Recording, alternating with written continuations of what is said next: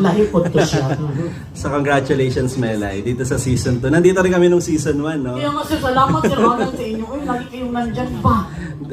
Actually, ina-expect namin na dahil sa galing mo mag-host, magkakaroon ng season 2 talaga. At ito na nga yun, di ba? So, yung tanong ko, Melay, sa dinami-dami ng mga celebrity na guest mo kanina, ay nung season 1, paring sino ka yung yung parang memorable na in-interview mo? Sabi kanina yung medyo kinabahan ka, di ba? Pero ngayon, ano yung memorable dun sa mga in-interview mo at sino yun? Bakit? Ako talaga, sinasabi ko talaga nung kay Tamar na, yung pinaka-memorable talaga sa akin na ni-interview ko, si Kim Chu talaga. Siya ang first interviewer at siya ang reason kung bakit talaga din ito umabot ng season 2 dahil din sa mga guest ko, hindi ako tukuli sa mga guest ko. Number 1 na din si Miga ko dahil kaya umingay talaga yung pagka-opening ng aming season 1 kasi si Miga ang